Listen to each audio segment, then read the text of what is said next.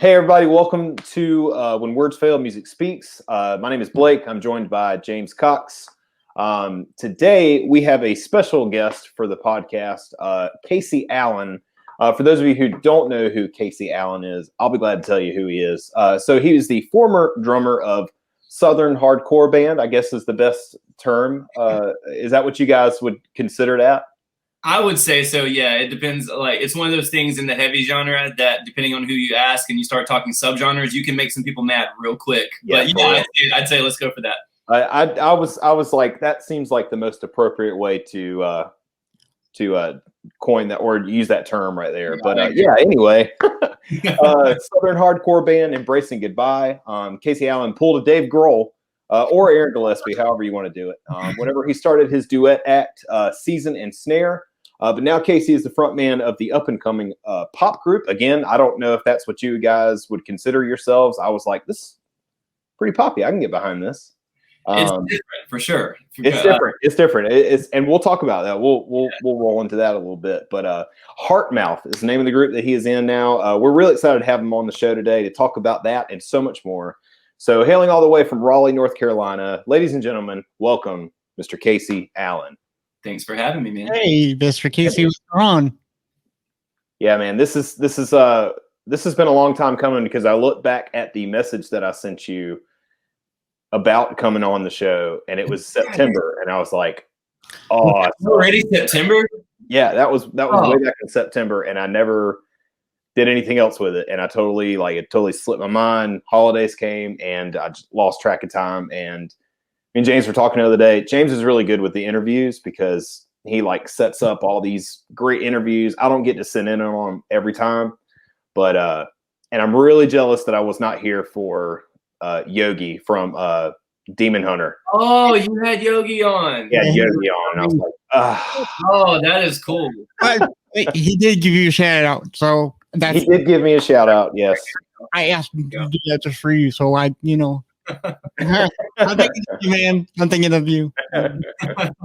So, Casey, so Southern hardcore band. Okay, so when he said that, I automatically think of like a more edgier Leonard Skinner. Am I correct? On that, or am I way off? It was a much angrier Leonard Skinner. So we got compared. It was more so like every now and then some people would call us like a newer age Pantera kind of a thing, or then some of the bands that were popular at the time that we were also playing were bands like He Is Legend or Maylene, Sons of the Disaster, and that kind of stuff.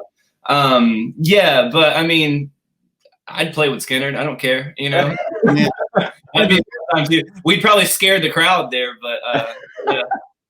Well, I can tell you, I remember the first time I ever saw you guys. I was in Charleston. I cannot remember the name of the venue, but I remember going to Charleston because a friend of mine, his name's Travis, was like, "Hey, have you ever heard of Sent by Ravens?" And I was like, I remember that show. Yep. Ravens played that night, right? Yep, they did, along with Set Apart. Yeah. Oh, those were the good old days. That was the trifecta. So I had never heard of Set Apart. I had never listened to Sent by Ravens, and I had never heard of you guys.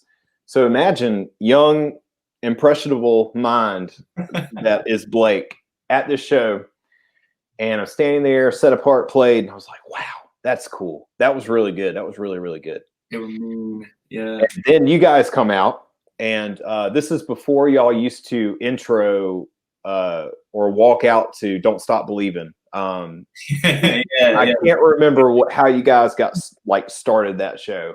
I think right before that we would do some Johnny Cash stuff. I think we would come out to Cash. That sounds about right. It was something that I was like, interesting. And I see Easy come across the stage, and he's got his overalls on, and I was like, this has got to be good. And he had no shoes, and I was like, yeah. This is interesting. He should have been. He wound up having COVID, which was surprising. Oh yeah. But it's surprising because considering how much he went barefoot back then on all these gross stages, that should have been into coronavirus. But gosh, Yeah. I remember seeing something about that, and I hope he's doing well. I don't know if you've talked to him recently. Yeah, he's fine now. Good. But yeah, dude, you guys got started, and the show, your set was over, and I went to the merch table, and I think it was Brian that was working the table that night, and Paul was up there too. I remember it was Paul because I was like, the dude's hair is just, this is back when it was like way long. Yeah, he looked like Jesus, man. For real, he looked like he should have been in like a. He was rock star Jesus. Yeah, for real. But you guys had a shirt that was like, it said "Embracing Goodbye shoots lightning out of guitars." Like, I'll take one of those, please. So I bought the shirt.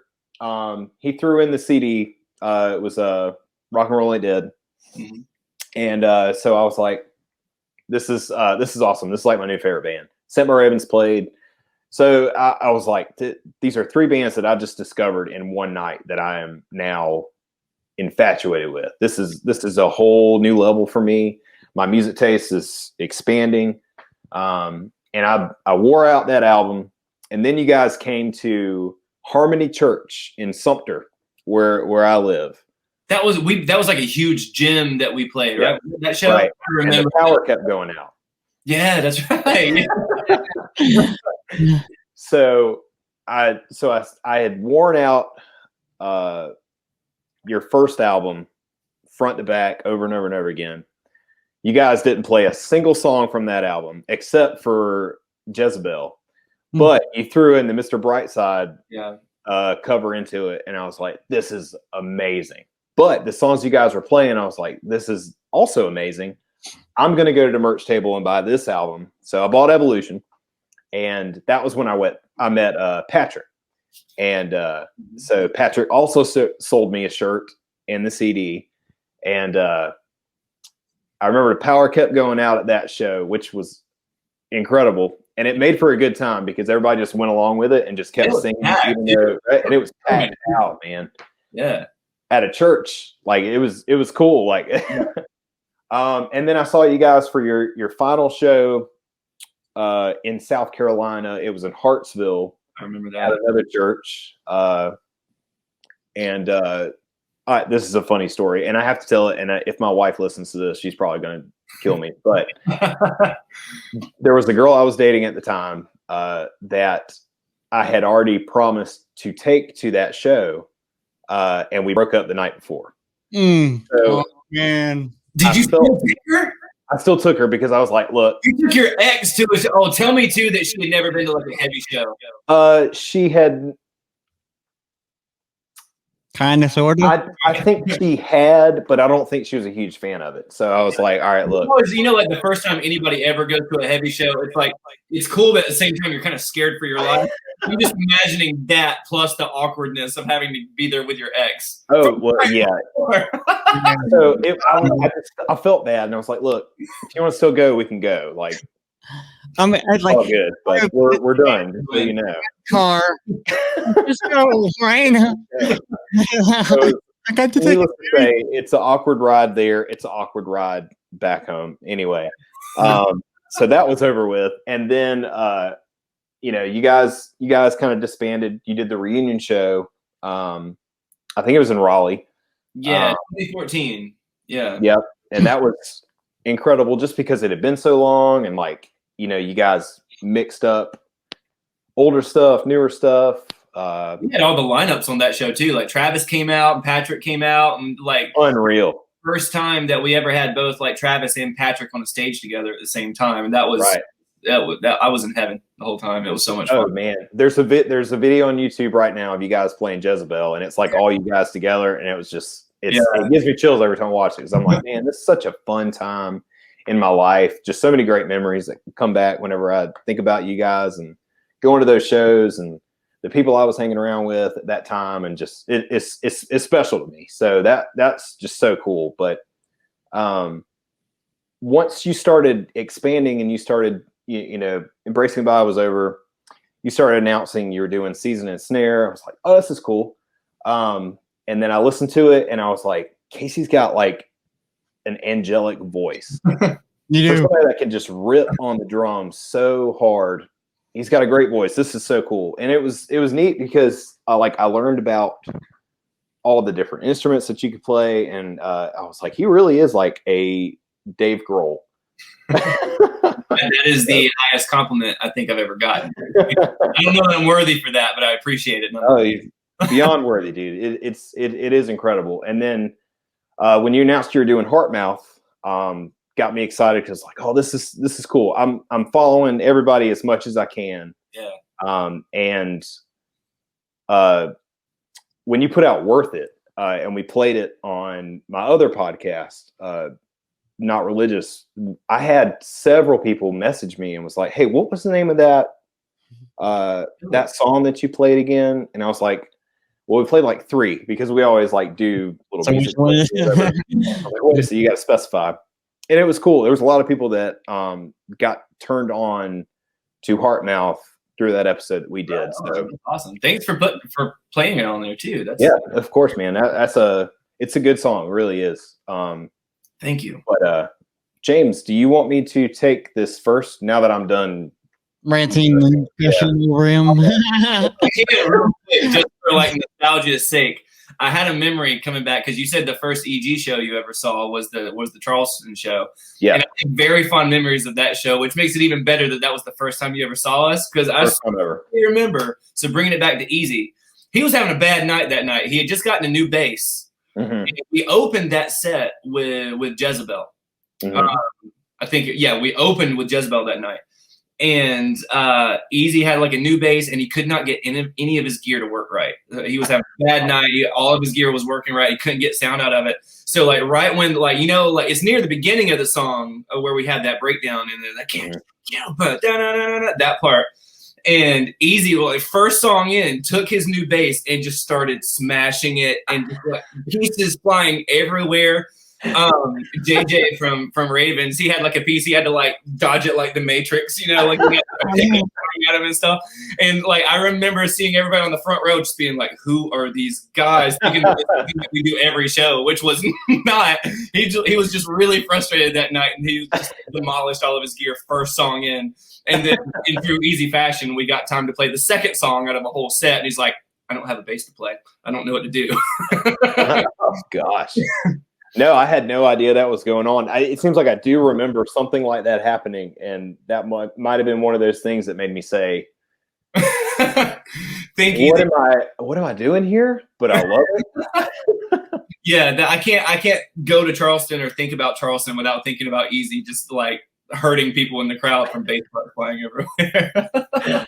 Something else I do remember. I just had to say that. No, you're good. Something else I remember from that show too that stood out to me was Paul got up there, and after a few songs in, he was like, in case you guys didn't know, fat is the new black. And then you guys just started like ripping into something. And I was like, I love these guys. Yeah. This is great. And I remember like on the way home, Facebook statusing, and I just put fat is the new black. And like, it was awesome. Tons of likes. I was like, only if you were there. Oh man. So at what age did you start playing music or singing? Was it an instrument, or what was your introduction to that? Yeah, so when I turned 11, my birthday and Christmas are 3 days apart. So it was either my birthday or Christmas, but I just turned 11 or it was Christmas, one or the other. My parents randomly got me a drum set. I'd never asked for one. I'd never really played music as far as I know before. I was convinced at that point I was still going to grow up and be a Power Ranger. But music came in and that kind of took over instead. So, maybe Power Ranger's still in the eventually somewhere. But yeah, so I didn't even know what to do with it. I was just kind of like, thanks guys. And like, I put it together and I didn't know what to do. I was literally just like banging around, making god awful noise. Like I know mom and dad probably bought more Tylenol that month. But I had a buddy of mine that came over, and he wasn't even like a musician per se. He wasn't a drummer per se, but he could do your basic, he could do your basic beat, your basic 8-note beat. And he did that, and I saw it, and my gears just started turning. I was just like, you can actually do things on here that doesn't sound like a migraine. Like, that is amazing. And I got him to teach me how to do that. And then at that point, I just kind of became obsessed. I started self-teaching myself. I would listen to songs on the radio and CDs and stuff, and I would just literally figure out like, okay, this sounds like that was on that, or this part sounds like it was over here, and I would just do that until I was copying what I was hearing.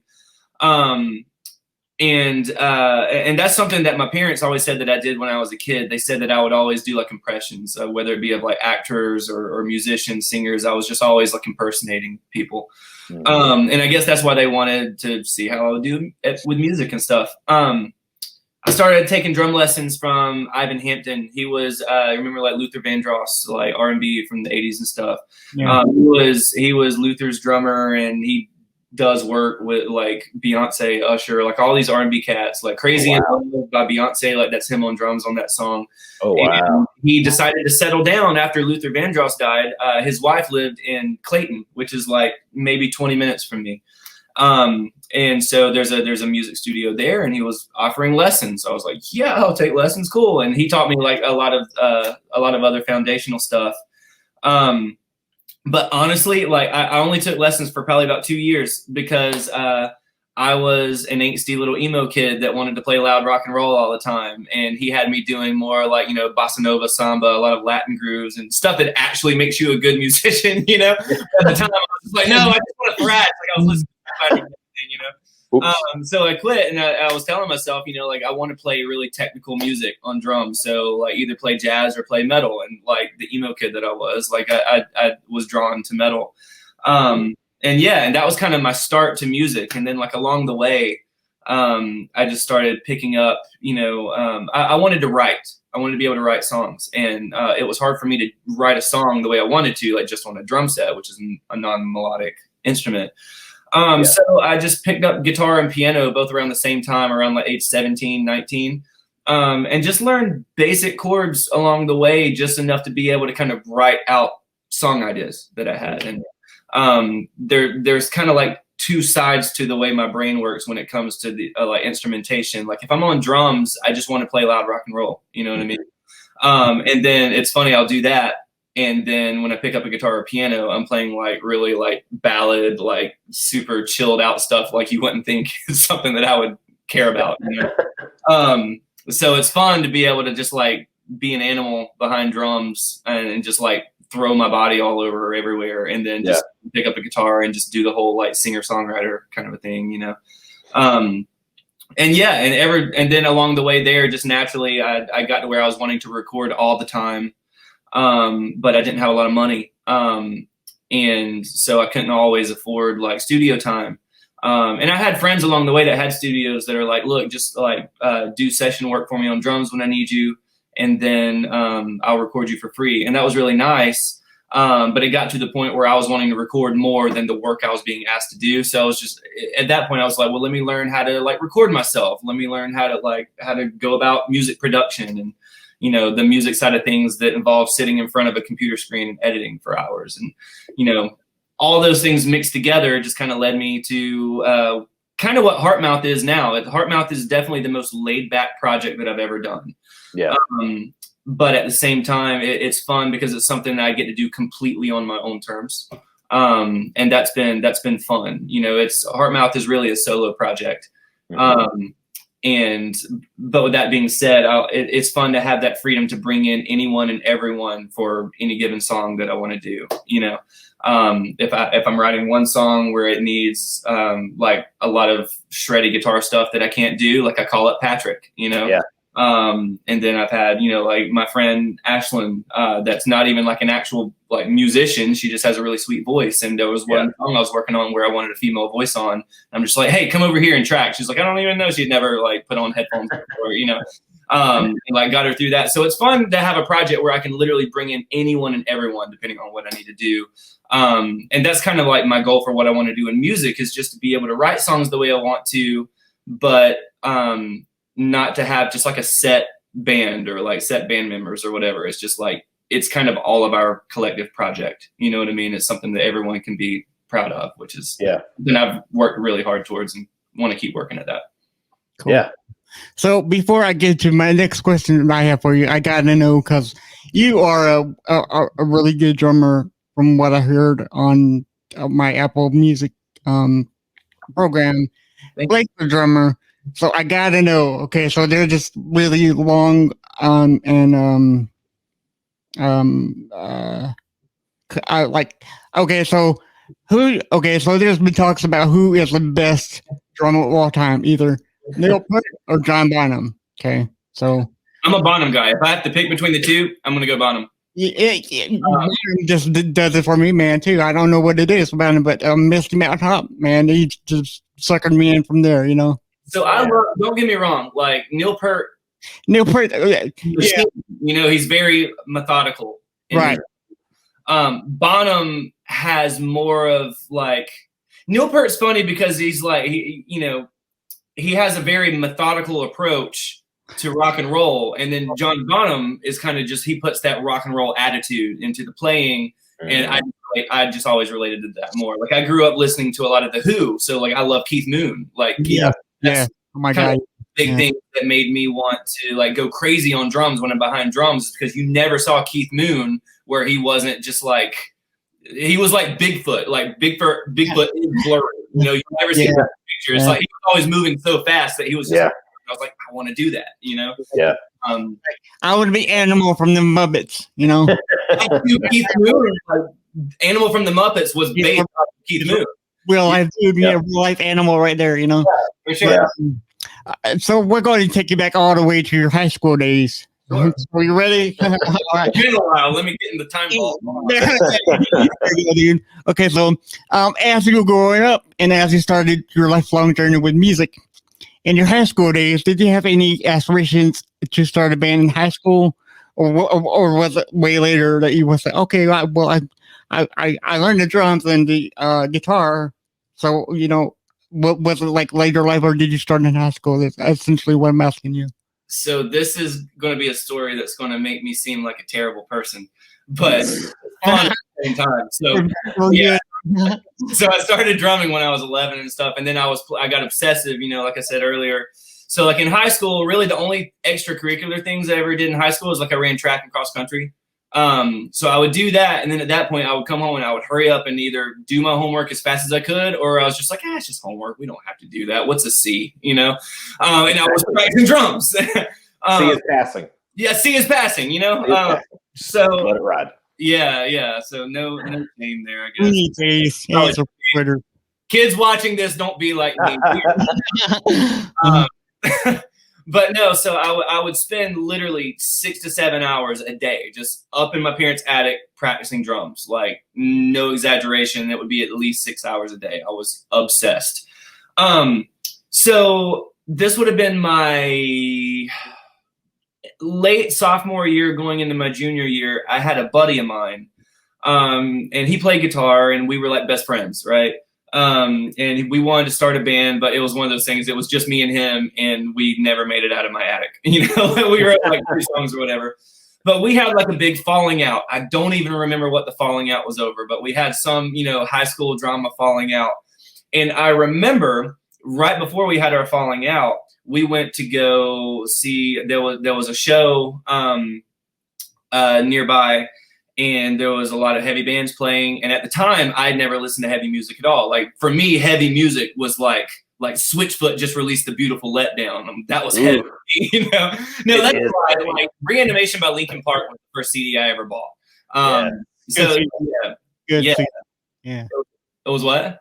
It's a fantastic CD. Oh yeah. So I grew up on like Linkin Park and Switchfoot, and even though those are 2 like different attitudes, but I'd never been to like a metal show, like with screaming and stuff. And the headliner that night was a band called Embracing Goodbye, and Seth fell in love with Embracing Goodbye and wanted to start writing music like that. Well, we had our big falling out.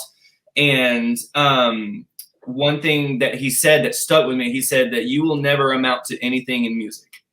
And a week and a half later, I tried out for his favorite band and I got in. And yeah, so I started playing in Embracing Goodbye in high school, and I've been doing music full time for a living ever since, and nothing else. So, cheers. I wouldn't consider that a bad. That doesn't make you a bad person at all. I think all that was just motivation. It was definitely motivation. Yeah. Yeah. And you took it, man. I mean, that's funny. And the thing is now, like, there's no hard feelings about the guy. Like, we haven't really talked much since, but there's no bad blood, I'm sure. Yeah. High school is high school, but it is fun that, like, even like throughout the years, even like through my 20s and stuff, like I just turned 31. And even throughout like my 20s, like anytime that I would start, questioning, like, do I need to get out of the music thing or whatever, I'll come back to just the fact that I was told at one point, you will never amount to anything in music. And that drives me to do my next thing. And it just, like, it never stops. And sometimes stuff like that is the best motivator, One thing about me, I am one hard-headed dude, and nobody's going to tell me, like, I can't do something if my mind is set on something. And if they tell me I can't, that turns into motivation. So you're just like me, because I've been told, like, I can't do nothing, because I'm handicapped, and I've heard a lot of people, you can't do something. That gives me more motivation to get out there and show them you're wrong, Absolutely, yeah. That is the best medicine right there. It is. For real. Yeah.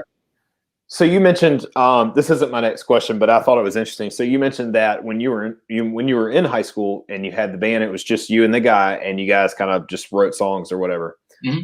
I had a very similar experience. I was 10 years old when I started playing drums. You started before I did. Wow, yeah. I'm 29 now. So I was probably, it was in high school. I was probably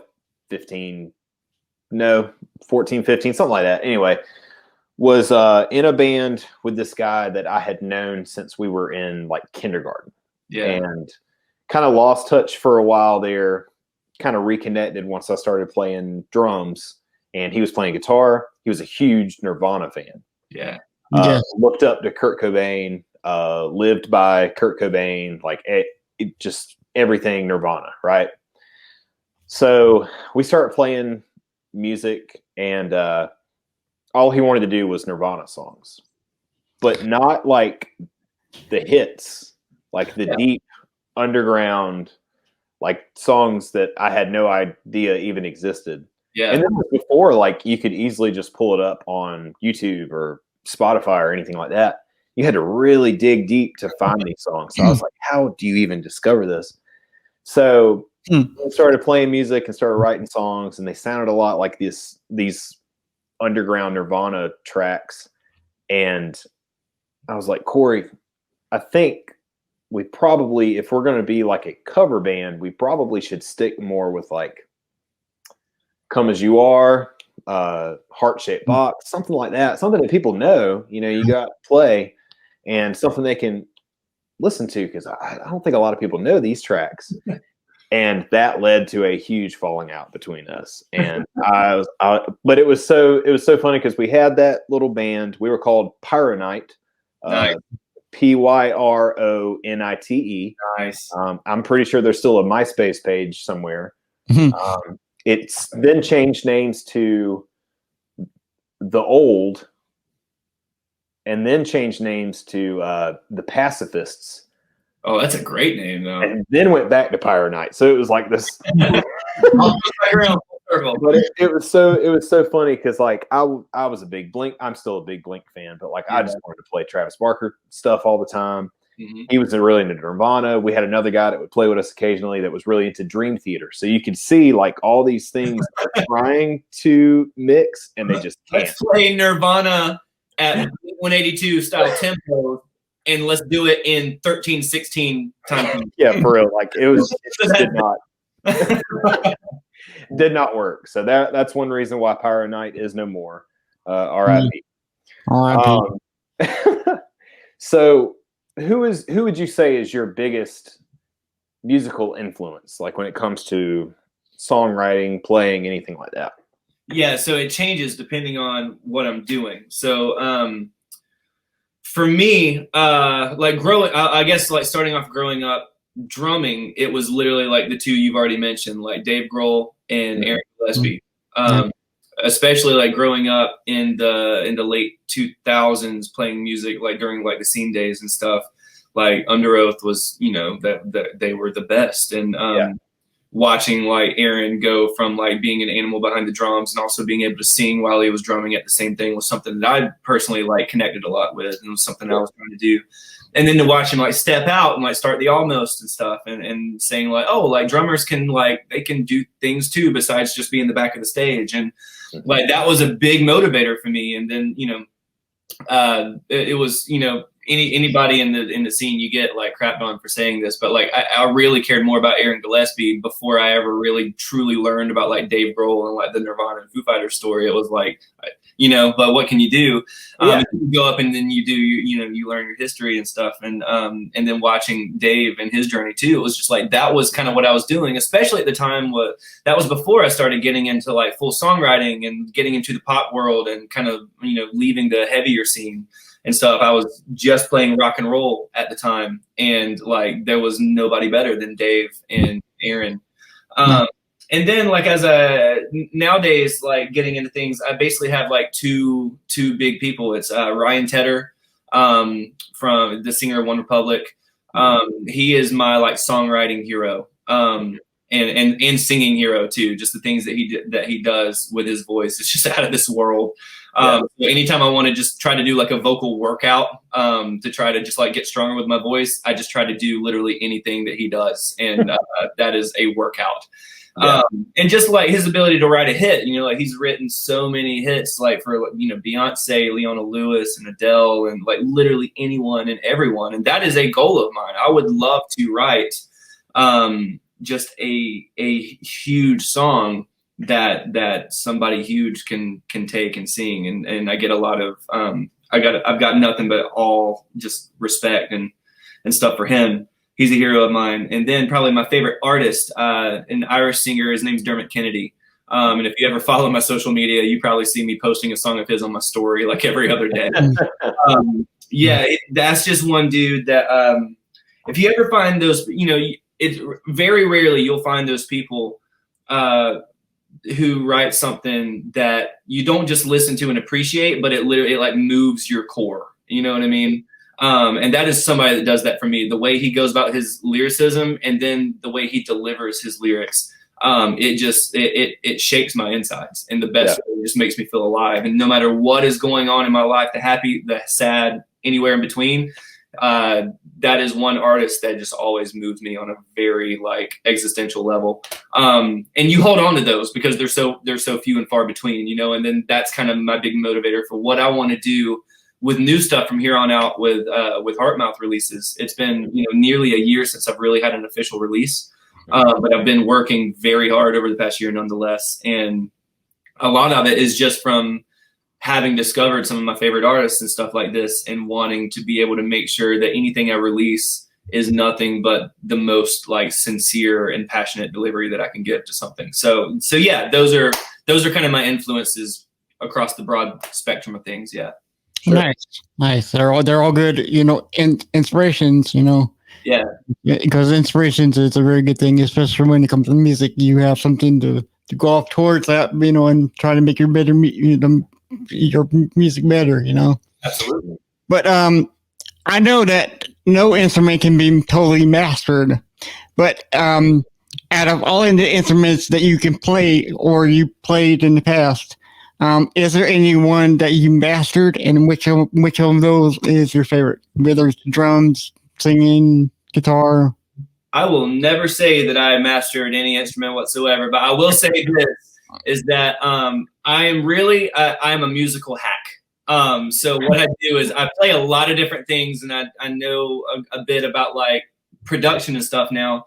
But I know I have like a bag of tricks with every instrument that I play that make me seem better than what I actually am. And so that's kind of, and I play off of those advantages, you know. So it's not that I am not a virtuoso at any instrument whatsoever, but I will say that if I had to sit down in a jam session with people, that I am going for those guys right back there. I am a drummer tried and true to the end of the day. Drums are one instrument that I can sit down on and be like, all right, what are we playing? Let's jam. And I feel at home. I feel comfortable. I feel, I feel like I can hold my own. You know what I mean? I know my bag of tricks on guitar and piano and stuff, but I'm much more limited on those things. Otherwise, I would say probably singing, which is a new thing. If anything, like I've been singing for a long time now, but I've never been comfortable with it literally until now. And that's the best thing that quarantine has done for me, because I said a second ago, I haven't released anything in about a year. And a lot of that is because like over quarantine, not only having to completely isolate just because of like my lungs and stuff, but I also I was in a relationship at the very, very beginning of quarantine, and like that ended. So she moved out, and it was literally just me and my dog here at the house.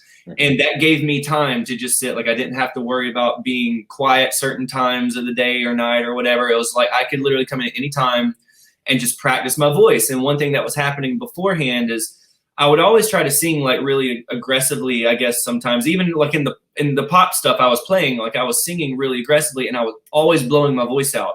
I could be really happy with the way I was sounding for like one session or one show or something. And then I would go 2 days after and like would not be able to open my mouth and speak. And that had to change. And that's one thing I really started working on a whole lot over quarantine, is just kind of changing the way I sing to be more healthy with singing. And now it's really nice to be able to, most of the time anyway, I'll go and I'm doing a lot of like top line vocal work for artists all over the world now.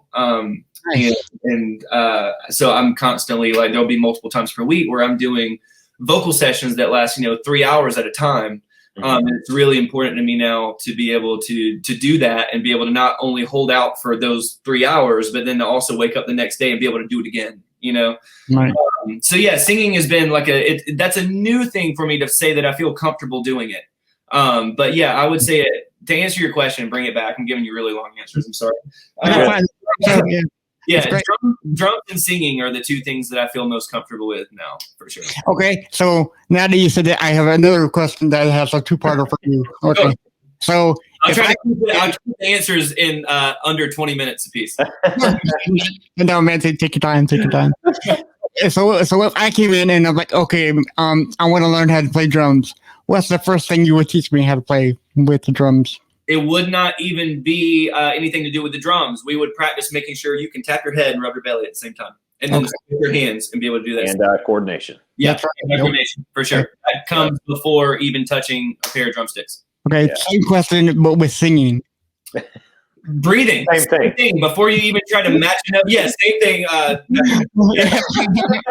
Yeah, right. Yeah, absolutely. It would just be about breathing the right way, because singing, so much of how to actually get, whether it be range or tone, comes from the way you're positioned and the way you're breathing and stuff. So we would do some breathing exercises. And what I do a lot of times is something that I was taught, is to lay down flat and put a book on your stomach and breathe and watch the book rise and fall. And that's the same way we need to breathe when we sing, which is the way that if you watch a newborn baby breathe, that's the way they naturally breathe. Like we naturally breathe that way. And over time we develop bad habits and we breathe like this up in our shoulders and stuff. And that also, that affects our tone and our range and stuff in a negative way. So yeah, half of that is just learning how to breathe right, which sounds dumb, but I mean, if it works for you, then that's part of it. Yeah. Yeah. So definitely thanks for that. Anytime. Is that the orange crush kit back there, by the way? It is. You remember that thing? Yeah. I remember it. But right out of the frame there is my Gretsch kit from the Embracing Goodbye days. So they're both here still. I remember the reunion show. You played that crush kit, and so Don't Stop Believing was over. That was done, and I think it was Genesis you guys started with. Yeah. And I was like, oh yes. And those things just sounded so good, especially when you brought the tones like and I was like, I gotta get one of those. So I started like immediately the whole way home. I just started like looking up like crush kits because I heard of them. No. Do what? Are you playing crushes now? No. Oh man. It's still out of the budget right now. Yeah. I've got an old PDP kit that I've had since high school that used to have like a red stain on it. And then I worked at a automotive paint store that the one of the guys that I worked with painted cars, and he was like, a lot of instruments are painted with automotive paint. And I was like, really? Okay, interesting. And he's like, yeah, if you ever want to like paint your drums or something, just let me know. And I was like, cool, I'll do that. So I looked up how to do it, and he had some paint he was about to throw away. It was like a gold. It's the drums that's in that cover that I did. Yeah. So that's just like a PDP, like FS or FX kit, whatever it is. They don't make them anymore. It was like $400. You have the only one like it with the automotive paint job on it, man. That's awesome. That's me. Like he was about to throw that paint away, so I was like, yeah, dude, let's just do that. Let's fade black at the top and the bottoms, and let's just go with that. I've had that same kit forever. I haven't gotten a new one, so that's like I'll never get rid of my Gretches, man. Like my Crush kit, like I love it. And it's funny, like you're talking about the reunion show. Like I was the same way when I was playing it. I was just like, oh man, this is hitting.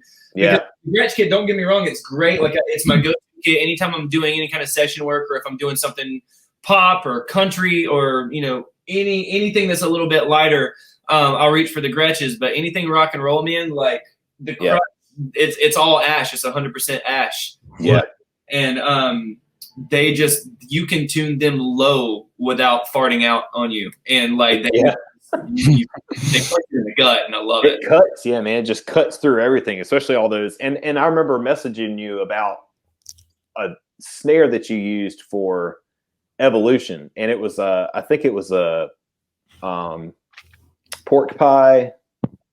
So there's two different snares. So I've got a few snares in my collection, but the two that I really use exclusively, the one that's on my Crush kit right now is actually custom made in South Carolina. If you remember, in Greenville, there used to be a venue called The Channel. Mm-hmm. And there was a guy there that ran a company called MBW Drums. And he custom made drums, and he got pretty popular with that for a while. I don't know if he's still doing it, but he was doing some stuff for some big artists and stuff. And I got him to custom make that snare for me. It's a 14x8. It's huge. It's all oak. So again, it's super loud, But oddly enough, it sounds really good on if I do like country songs or something like that, like it sounds really great on that kind of stuff. I don't think I was thinking that I used that for the Evolution stuff, but I didn't have that then. So I used my other main snare it's a 1964 Premier Connoisseur. Obviously don't make them anymore. They're from the 60s, but something that I found, like a buddy of mine was moving out, and up in his attic, he was like, hey man, I found this random snare up in my attic. I won't ever use it. You want it? And I went and saw it. I was like, yeah, I'll take it. Let me take that off your hands. You'll never use it. So and it's funny because that thing is only like a 5.5. It's like a 14x5.5, but that thing is louder than my 14x8. That it is huge. It's my go-to for rock and roll. Yeah. And then the one that you think would be my rock and roll kit is kind of good for the lighter stuff. So yeah. Well, see, you know what they say is the best stuff has always been in the 50s and 60s and 70s. It's true. It is true. Now, anytime you get a chance to grab any music gear from the 80s or before, just do it because it's probably going to be good. Yeah, definitely. So what do I have here? So can you tell us how Heartmouth came to be? Like, how did that get started? Where does the name come from too? That's the name is really simple, and it's really kind of cheesy too when you think about it. But the whole point of it was just, I want to write the most sincere forms of songs ever, whether it's about experiences that I've experienced myself, or if I'm writing about experiences that I've seen other people have, and I want to kind of personify that as if they had written it. I want to put my all into it. So everything comes from the heart, and I sing it out of my mouth, and it's as simple as that.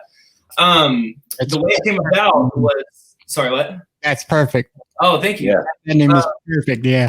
Yeah. And so the way it came about was after Season and Snare had ended. So the thing about Season and Snare is the girl that I had that duo with, we were in a relationship and we dated. So naturally, like when we broke up, it kind of forced the band to break up too, I guess, at least at the time. Like, we're friends again now, and it's cool, and we always joke about, like, we actually released a song like last year, I think, under the Season Snare name and stuff. So it's a lot less awkward now, but at the time it was that naturally went away too. And it was just, I was forced into being in a position where I was just like, all right, what's my next move with music, you know? And I'd come from, you know, playing in bands and stuff, from Embracing Goodbye to I had a band with some buddies of mine called Bird in the Hand at one point. I remember that. Yeah. Yeah. And then like Season and Snare was much more condensed. It was just the two of us. And it just kind of felt like the right move for the first time to be like, well, let me take a stab at like a solo thing, you know?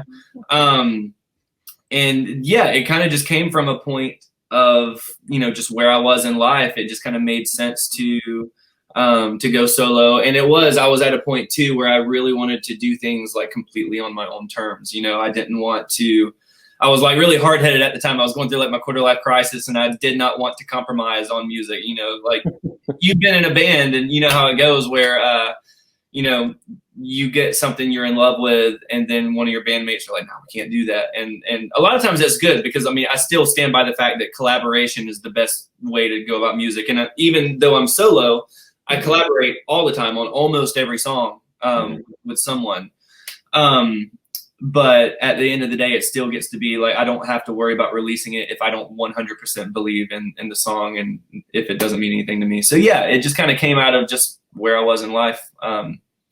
And I started along the way. I started missing being in a band too.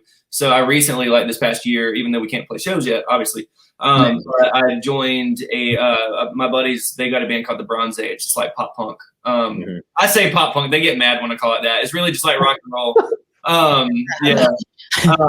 It's like good old rock and roll. But it's fun to play. It's going to be fun to play drums again. Like we're hitting a studio up in New Jersey in March to record some stuff, and that'll be fun. I'm doing like Heartmouth is my baby. It's my main thing. But yeah, it is going to be fun to be able to kind of go and thrash on the drums again. So yeah. So talking about collaborations with other musicians, can you tell us about your collaboration with the former Embracing Goodbye guitarist Patrick Wilkins on Nothing at All? Yeah. So basically, like a couple of questions ago, I was talking about how like the whole point of Heartmouth was to be to just create a community of whatever musician or whatever sound that I wanted to do for any particular song that I was working on. I wanted to be able to bring in whoever I wanted for it instead of having to just kind of stick with like, okay, well, this is the guitarist in this band or this is the keyboardist in this band, you know, and so it has to be them. I want to be able to bring in whoever I want whenever I want. And I was writing that song back then. That was like, I think 2018, I think is when I did that song. And I was riding through and I got to this bridge section, like right before this bridge, and there was this high note that I hit, and it went into just what felt like to me wanted to be a super like 80s style guitar solo, like just get really extra with it. And like when I was producing it, I was just thinking like, this has Patrick's name all over it. So I called him up and I was like, hey man, do you want to do, and I couldn't even finish my sentence. He was like, yep, I'm down. Send it to me.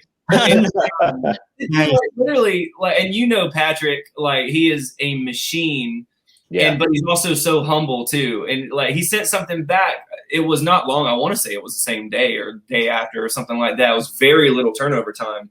And he sent me back something. He's like, hey man, here's like an idea. Just tell me what you know. Tell me what you like, what you don't like. We'll fix it and stuff like that. And like, he sent me like the first thing and I'm like, that's it. I'm using it. Like, thank you. And yeah, that's how that came to be is just, I'll listen to a track that I'm working on and that track needed some really like shreddy 80s style like guitar soloing in there, and it had Patrick's name written all over it, and he was down to work on it, so it worked out. Yeah. Nice. I love watching his videos, man. He just like, and like to see him get into it the way that he does. His alien fingers, man. I tell him all the time he's shooting because his palms are like the same size as mine, but his fingers come out to like here. Yeah. He's got like a 20 sweat range stretch. Yeah. On the guitar. Well, see, Jimi Hendrix had long fingers too, and he was like he is the greatest guitarist ever, I think. Yeah, he's up there. Yeah, for real. Yeah. Absolutely. Are there any plans to collaborate with any other guys from Embracing Goodbye, or is Patrick the only one that you've ever collaborated with? Yeah. Well, me and Easy, we're constantly working on things together, and well, as of recently, so we had gotten to the point where he was coming over semi-regularly, even either to work on like some Heartmouth stuff or some Bronze Age stuff, and then I had to start quarantining a little extra hard when things got bad, like in my neck of the woods. Yeah. And then he got COVID. He got put in the hospital for a bit with it, and then so I haven't seen him in a while. But yeah, I always want to be working with Easy on stuff whenever I hear him on stuff, and like he'll send me songs, or he'll send me ideas and stuff that I can't wait to be able to sit down whenever the world's halfway normal again, and to be able to kind of really pick apart and stuff. But yeah, there are plans to get like Easy on some things, and I know he's known as like a bassist and guitarist and stuff, but I don't know if you've ever seen him on a piano, man. But that dude, he can shred a piano. I had no idea. Yeah, he can shred a piano. He can do that old time like ragtime playing, man. Like it's real fun. That's so cool. Yeah. So him especially, I want on a track. Those are really kind of the only two dudes left that really do music full time. Like I always talk about Brian. Like I always say, Brian, come over anytime I want to do stuff. But his job has him traveling all the time. I would, in a heartbeat, I would do stuff with Brian. You know, like I'm open to whoever. It's just that one song that came about. It was just the way that Patrick goes about, the way his brain thinks about guitar is kind of like how I was thinking about that part.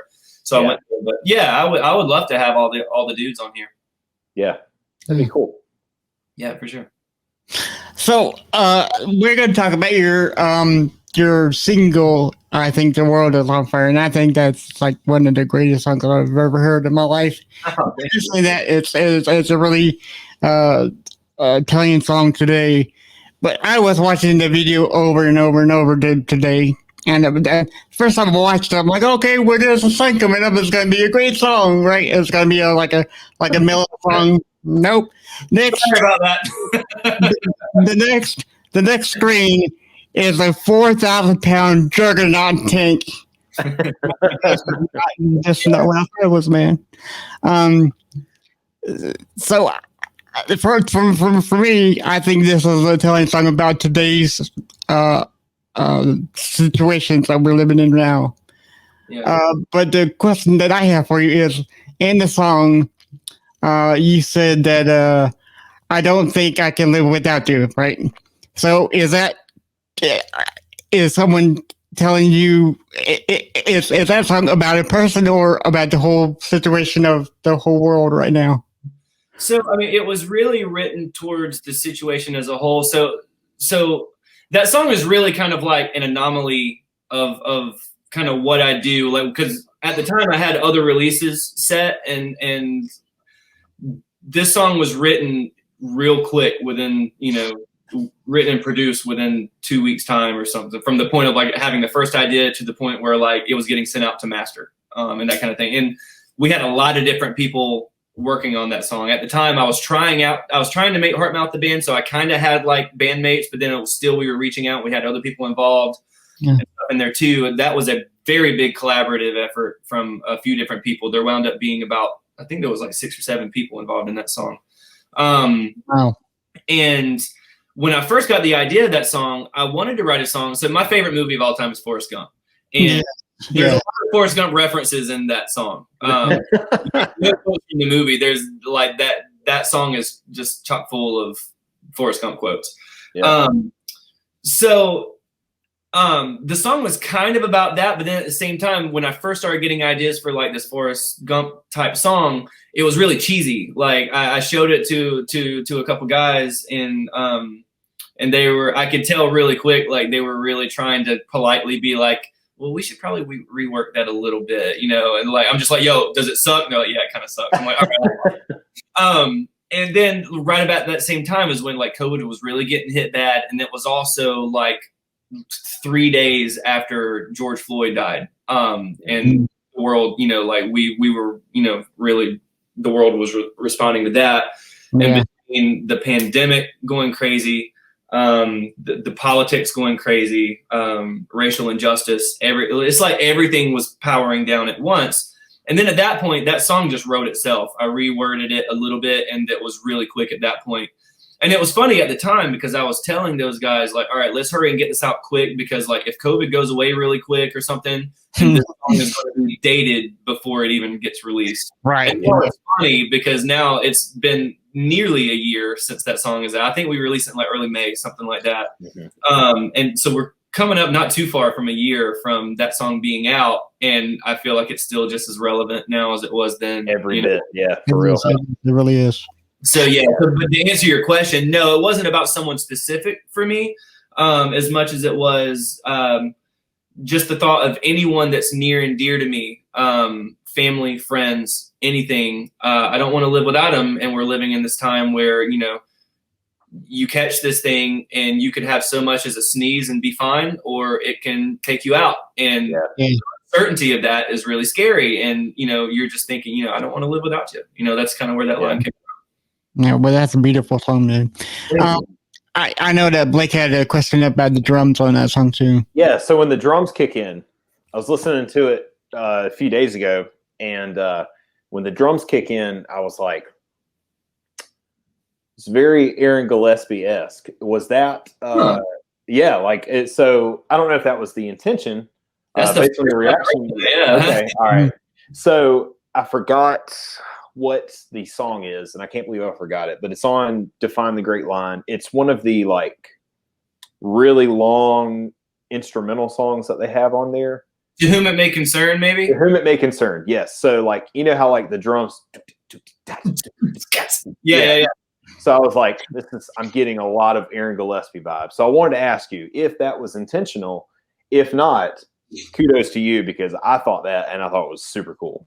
Thank you. Yeah, no Aaron Gillespie vibes. I mean, you know, maybe subconsciously, but nothing on purpose. It was just, it was one of those things where a lot of the way that song builds is it's kind of cinematic at the beginning. Mm-hmm.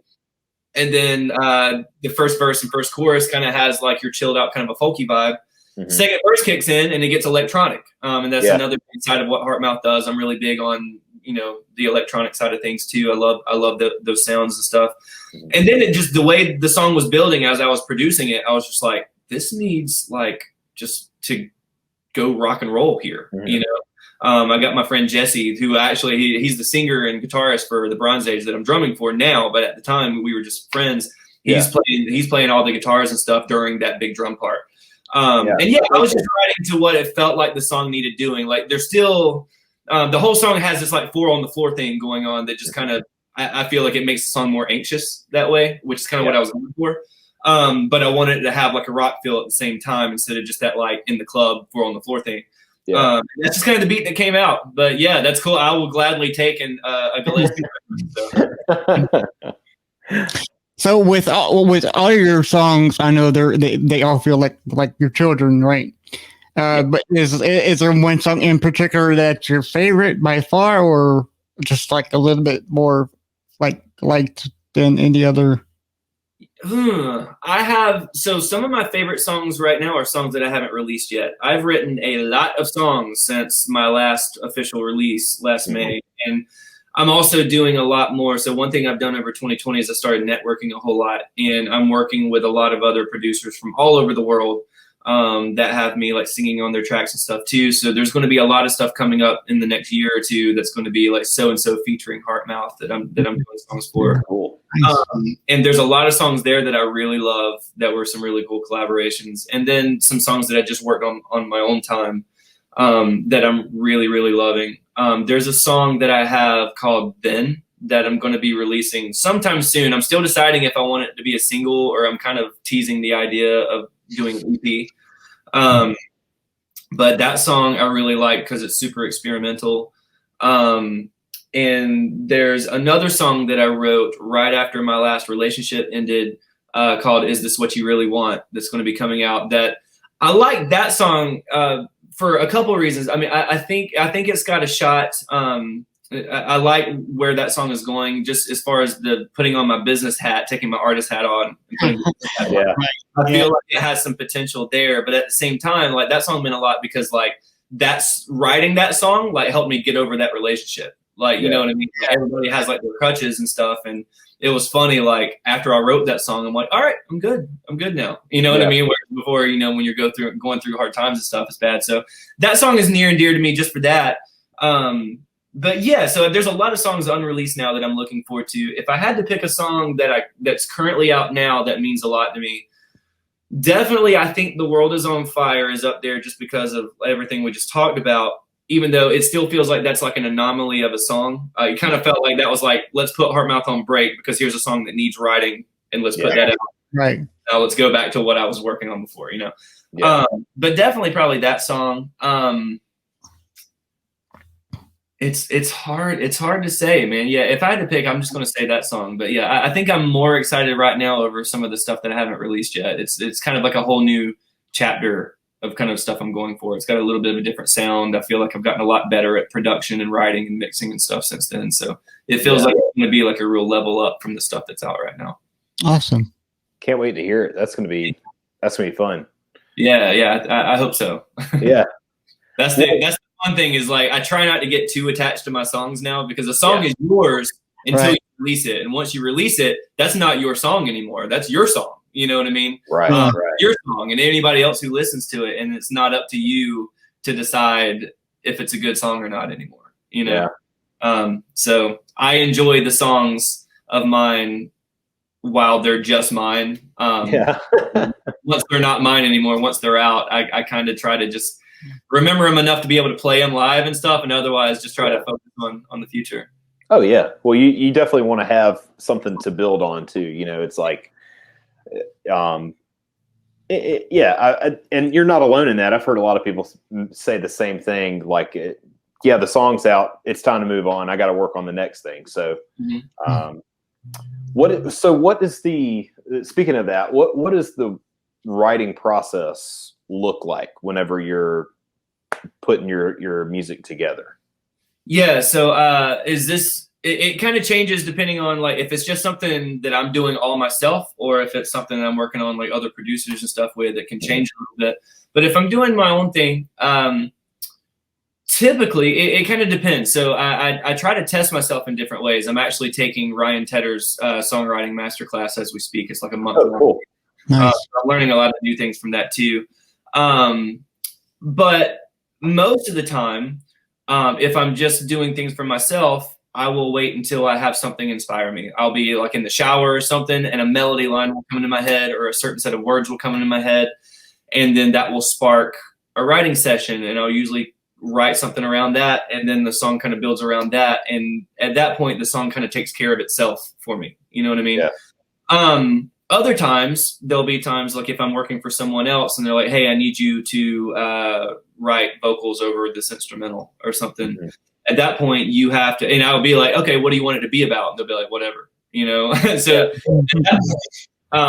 you have to, it can be a little harder to create momentum when there's not pre-existing momentum or inspiration or anything like that. Like, how do you get creative when there's no inspiration in the first place? And then what I'll usually do there is I will take whatever chord progression I have and I will just riff off the top of my head different melodies until I find something that I like. And once I find something I like, I'll try to beat it. I'll go through a few other times and I'll either try to beat it and find something I like better, and then that turns it into the melody, or I can't beat it and I like what I did the first time and I'll stick with that. Either way, I'll know that way. And then at that point, a lot of times you'll be writing melodies and just gibberish will come out. You'll be humming it first and maybe like a little random word here or there comes out. Until eventually you make just enough of a foundation of something to where at that point you can listen to what the song's trying to say, and then it kind of writes itself. I have a very hippie approach to music, thinking that songs, like it's our job to like do the bare minimum of like, okay, let's write a chord progression and like a word or two, and then at that point just listen to what the song's trying to say. I believe it already exists in this like alternative like dimension surrounding us, and we're just like figuring out all the puzzle pieces to put together to figure it out. So I try to, no matter what, whether I'm doing something from scratch for myself or for somebody else, I try to do the bare minimum of my own thing until I figure out what the song is trying to do. And then it's really important for me to get out of my own way and let the song breathe how it wants to. So, Right. Sure. Well, since you said that, we learned today that Heartmouth is just you, and you bring in other amazing musicians. Yeah. My next question is: are you okay? So when you bring them in, are you open to their creative criticism, as in, like if the musicians say, "Oh, okay, well that's not gonna work. Well, we try this." Are you like open to that? Always. Or, Yeah, always. Okay.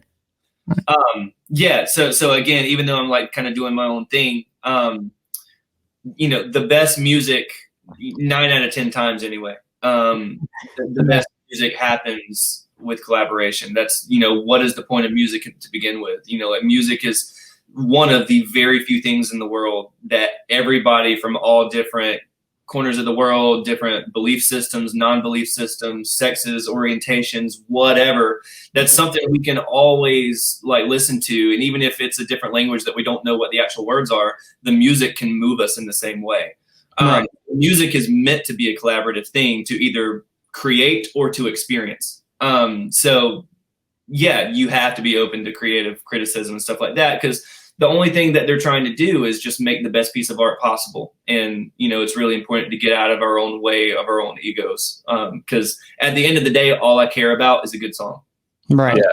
The song is always king. The song always wins over my ego or anyone else's ego. So. Right.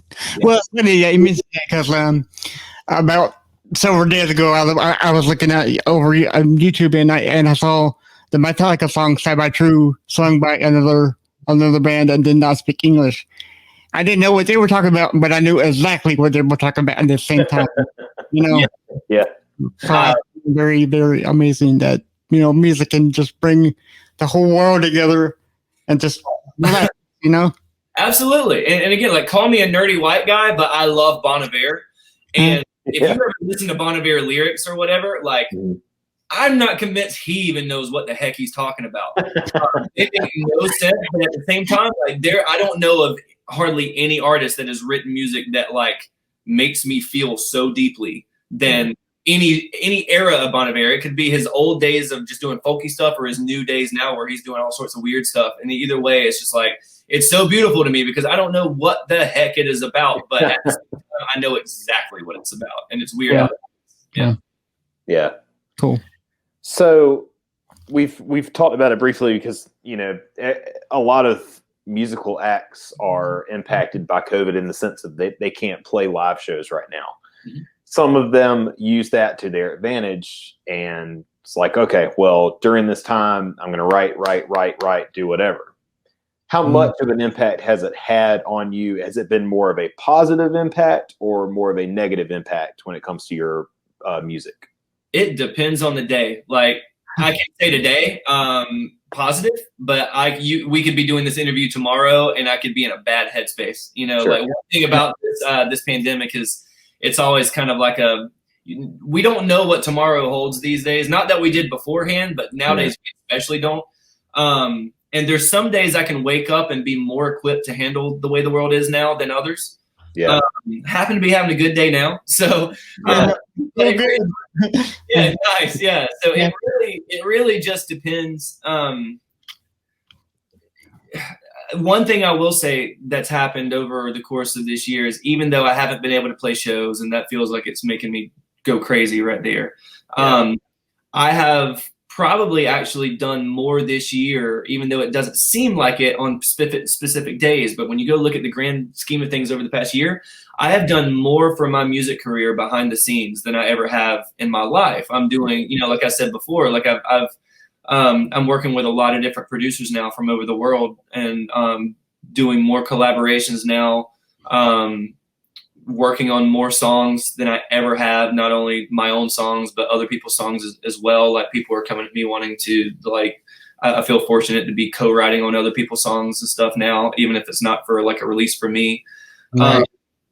And yeah, I've done more networking and made more connections this year than I ever have in my life. Nice. Even though I haven't released a song officially since May, and who knows when I'll get to play a show again. I spend 19 out of 24 hours a day in this room right here. And that can make me feel like I'm going crazy and not getting anything done. But when I really step back and look at it, I've done more for my career this past year than I ever have in my life. And now I just can't wait. Cause I'm also let's talk about our Myers-Briggs for a minute. I'm a very avid ENFP, which means, I want to get out there and I'm like, hey, notice me. Like, look what I can do. It sucks, but it's like, I need praise, just love me. But so there's been none of that this year really. This year has kind of been like, this year is a character development season, and the next season, hopefully some main characters get some cool things to happen, Yeah. Yeah, because I know that bands can't go out and tour anymore. Well, at least yet, But Avatar, I'm not sure if you heard the band, but if you have, then that's great because they're an amazing band. They have what is it called? Virtual live concert, right? Yeah. So are you planning on doing one of those yourself, or are you just focused on writing more and releasing them? It's fun you asked that because I actually just confirmed earlier today I'm going to be doing a virtual show. I wish I knew more details just yet because it's really fresh, but it's going to be I think like either next week or the week after on like a Thursday. Nice. You're going to be like next Thursday or the Thursday after. Keep track of my Instagram and I'll have like official results. But cool. Yeah, it's basically going to be me and my buddy John Sierra. He's got he has his own project too, and we're going to be doing a virtual show. Like he's going to be doing the show out of his house, and then me out of here, and it's going to be kind of like those Nashville style like Riders in the Round type things. Cool. So like he'll play a song and then I'll play a song and then back to him, back to me, and that kind of thing.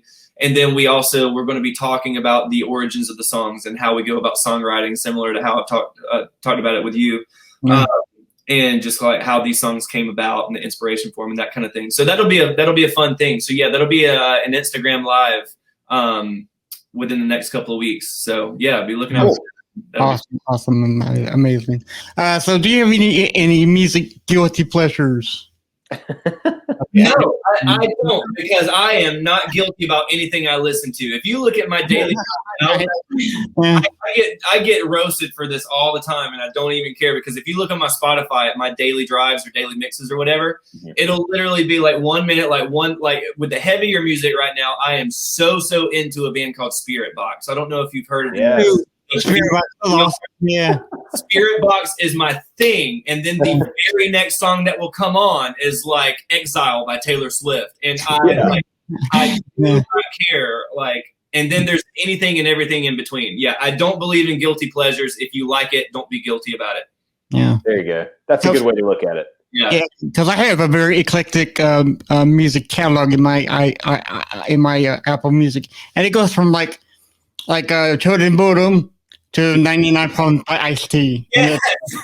We're like two very like ends of the whole spectrum, Yeah. I totally understand where you're coming from. If you like it, you like it, dig it. I was with my buddy Mike the other day, and we were showing because we were introducing each other to new music. He introduced me to Spirit Box. Like that he gets the cool points for that because the Spirit Box are really heavy and stuff, and like it's a cool thing. And then I introduced him. Well, he wound up really liking it too. That like right now I'm really into this artist. She's like a young artist. She's like from London. She's like this 21-year-old like singer-songwriter. Her name's Holly Humberstone. But she's got those kind of like heavy vibes to her music. Not heavy like sounding, but just like lyrically heavy. Yeah.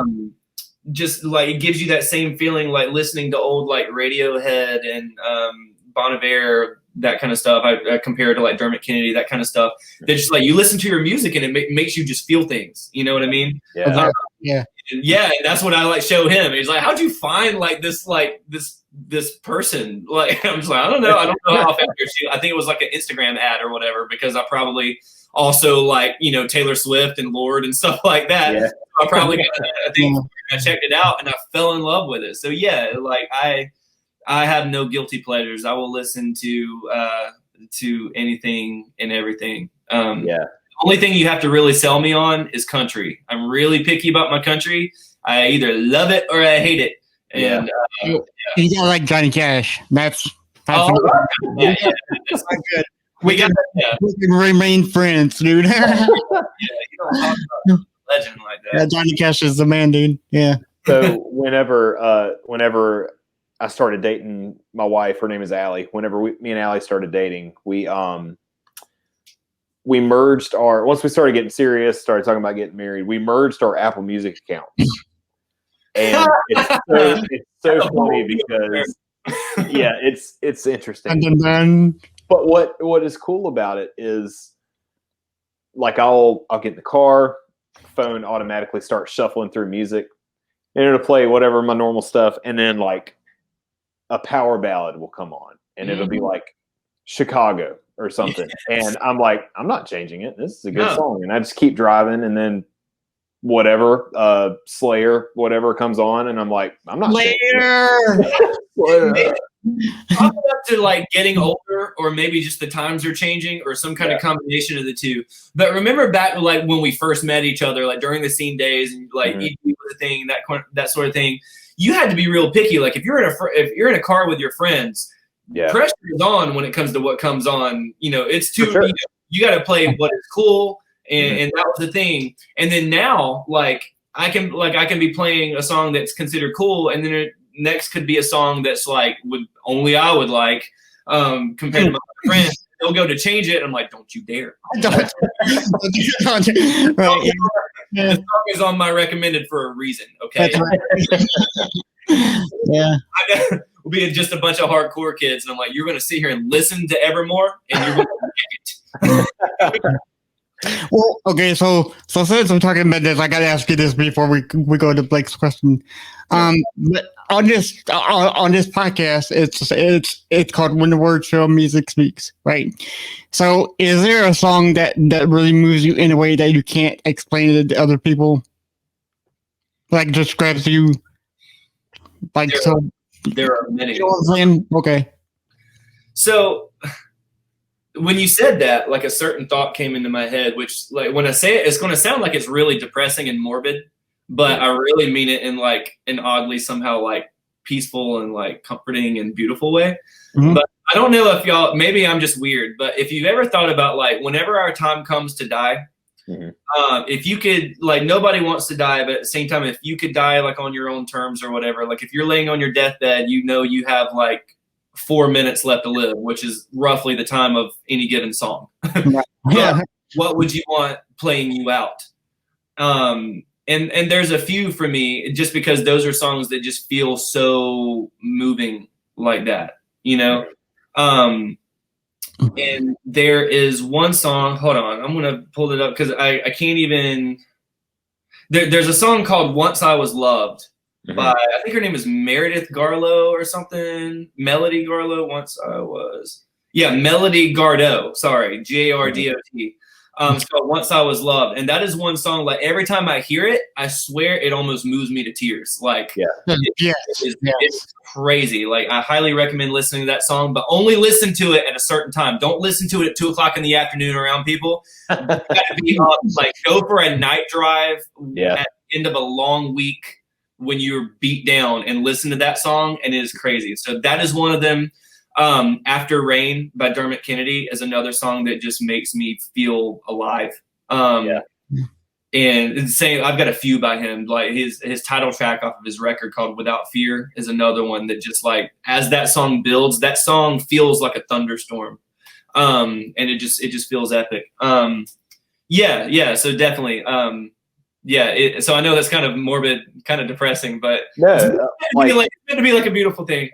Well, it's I can relate to that. There's two songs in particular that pop up at random on my phone when I'm in the car that you're right. If it's like a certain time of day, it's like, nope, I'm not listening to this right now, because it hits you in a certain way and can bring you to tears.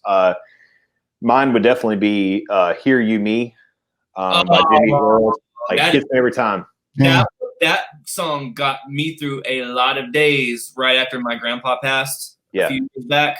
Oof, yeah. Yeah. I'm getting chills right now thinking about that Yeah, song. it's that whole record, and like, that song, "Hear You Me," 23 is another big one. I love Jimmy Eat World, man. I do too, and I made my dad passed away when I was 16, and I made I made 2 like picture collaboration videos, just like that I would share like on the anniversary of his passing or his birthday or something.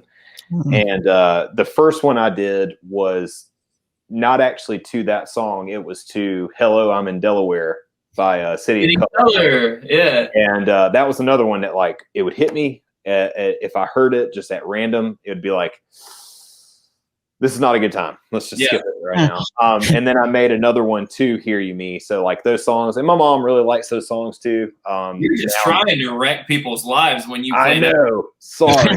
like the photo, like plus that song, you're just trying to drown out the room, man. Yeah, it's those are tough to listen to, but I would have to say that those are some of my favorite songs ever. And it was really sweet of my wife to. I came home from work one day, and it was around the time of my dad's like birthday, and she had that guitar right there, and she was sitting there just playing out the chords to "Hear You Me," and then she started singing it, and I just like sat on the couch and just kind of like sulked for a minute. Good, you got that's goals right there. And I was like, "That's the one." Yeah. Oh, yeah, that's goals right there, man. Well, and a lot of it too is like not only like because the song. You ever feel like, and again, maybe it's just because I have a very weird relationship with music. Like I personify music, and if music were a lady, I would marry her. Oh yeah, that is how I feel about music. Like I'm literally in love with music. And sometimes like when you have those really heavy hitting songs that just like move your soul. Not only do you not want to listen to them at certain times of the day because like, hey, like I got work to do right now. Like, let me not be like crying in the club right now, you know, but, right. Like respect to the song too. It's just like, because of this time of day, like I'm not going to disrespect this song by playing it right now. I'm not going to play this song where I know the song is not going to get the respect that it deserves to have right now. Sure. You know what I mean? Yeah. It's like, it's a mutual thing. Oh, absolutely. If I'm in a mood and I need to get it out of my system, it's like, all right, I'm going to shut myself off from the world right now. And then you just hear the opening, just the opening to "Hear You Me" gets me. I'm like,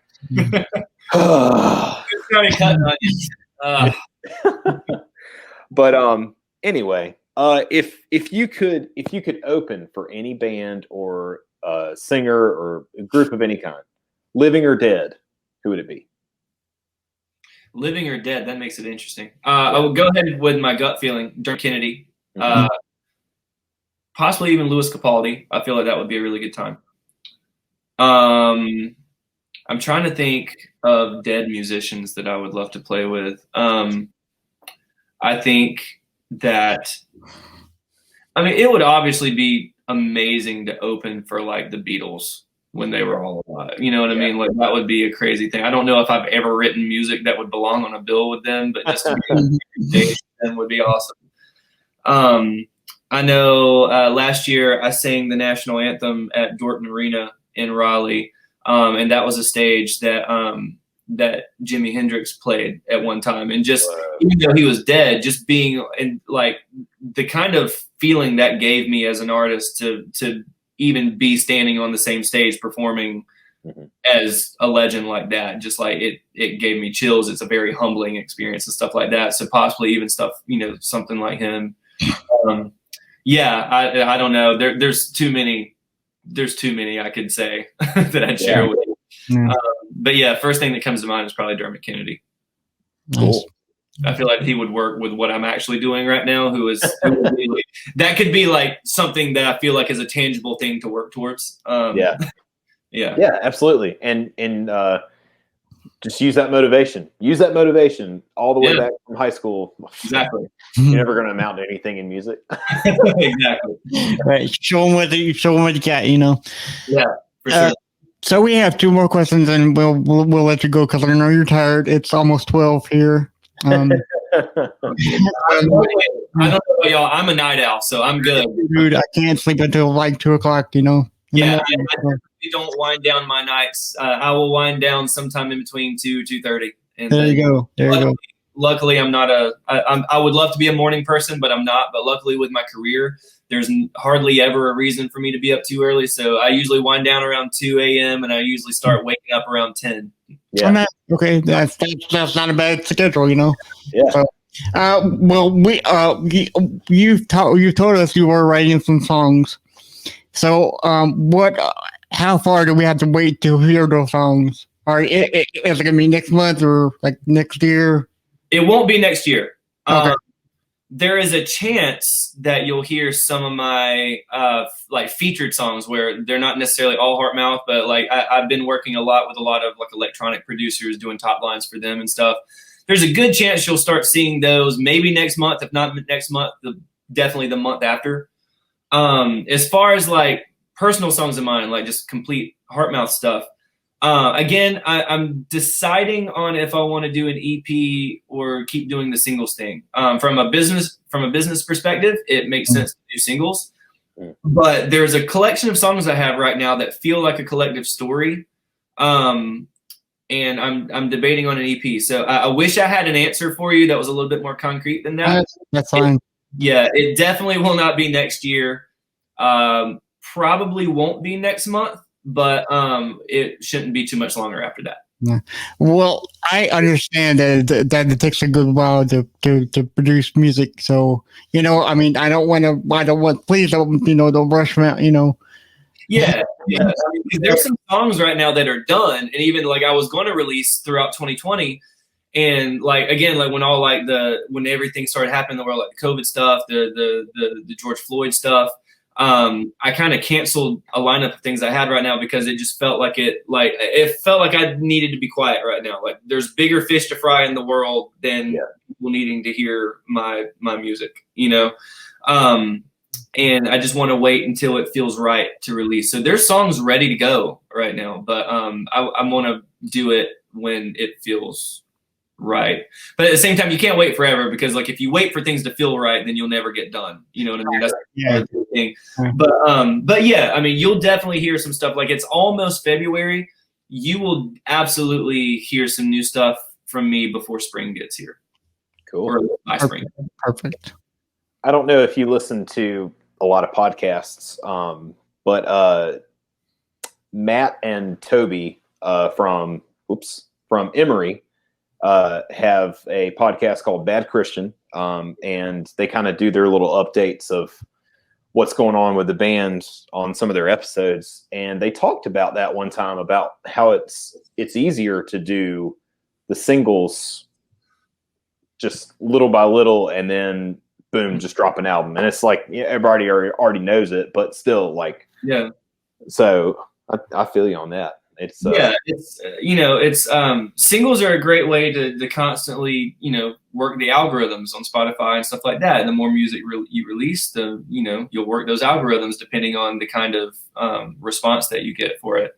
Yeah. One thing about it though, like there is more work in a way that's involved in singles, because the thing is, like, if you're really going to release music, you need to do it the right way. So you need to schedule, you try to land exclusive premieres, you need interviews, you need press. Mm-hmm. You got to, submit to playlist after playlist after playlist. You got to do all these things to get your music out there. When you release an EP or an album, even though they're harder to make in the long run, the releases are a lot easier because it's like you can kind of, you're promoting all the songs at once as one collective work. Right. Whereas when you're releasing singles, you need to be releasing technically about every 6 to 8 weeks. So it's like lather, rinse, repeat all over again. The minute that you get done with a press campaign, it's time to start the next, because really you need to allow, by the time you start uploading songs to your distributor to release, ideally you need to actually wait about 6 weeks before you even release it. And about, the 3 weeks or so leading up to release day, you're trying to get exclusive premieres, you're trying to get, press and that kind of thing. And then you're still doing other press releases about it for at least 2 to 3 weeks after the actual release. And then by the time that time's done, it's kind of already it's time to start announcing the next song. So it's a lot more work actually releasing singles in a way when it comes like from things that don't have stuff to do with the music directly, Right. but yeah, yeah. So there's not an album in the works for me right now because it just doesn't make sense for me to do an album right now. But I am thinking about doing an EP, possibly a 5-6 song EP. Yeah, so I'm just still kind of weighing out options on if I want to do that or just still do singles and stuff like that. But yeah, either way, there'll be some music coming from me by spring. Cool. Nice. Cool. So where can our listeners who maybe haven't heard of you yet, where can they check you out to find some music, follow you on your social media and things like that?